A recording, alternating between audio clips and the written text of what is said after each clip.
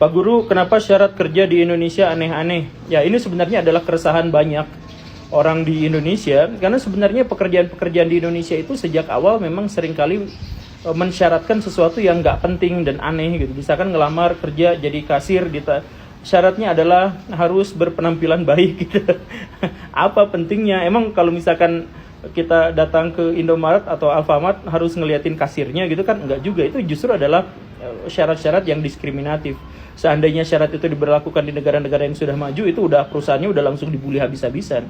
Kan ya bentuk fisik manusia itu kan bukan apa yang dia inginkan, memang sejak lahir dia kondisinya seperti itu. Dan kalau memang ada perbaikan-perbaikan, ya perbaikan itu kan membutuhkan uang, dan itu tidak ada korelasinya dengan kinerja, nggak ada korelasinya dengan dedikasi, nggak ada hubungannya dengan apapun, ya biasa-biasa aja, itu mah kodrati aja gitu. Nah, kenapa syarat kerja di Indonesia aneh-aneh? Ya karena kita itu adalah negara yang serba formalistis, semuanya formalistis. Pendidikan kita juga kan sebenarnya formalistis, belajar ini itu padahal nggak terlalu kepake. Nanti ketika ngelamar kerja syaratnya begini dan begitu, padahal nanti di dunia kerja juga nggak akan ada yang seperti itu.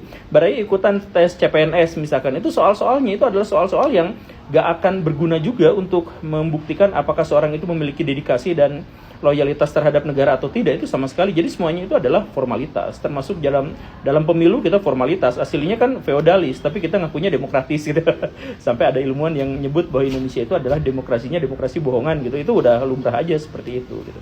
Jadi bukan hanya syarat kerja di Indonesia yang aneh-aneh, tetapi semua hal di Indonesia itu memang banyak yang aneh-aneh. Kenapa? Karena kita sampai sekarang belum menemukan relevansinya apa. Kenapa belum sampai menemukan relevansinya apa? Karena hampir semua yang kita lakukan atas nama legalitas atau keresmian atau hal yang semacam itu, ofisial dan lain-lain, itu semuanya baru formalitas, esensinya kita belum nemu. Maka nanti kalau kita sudah menjadi negara maju, barulah nanti syarat-syarat kerja itu pasti akan relevan begitu. Jadi ngelamar kerjalah ke perusahaan-perusahaan yang memang sudah relevan.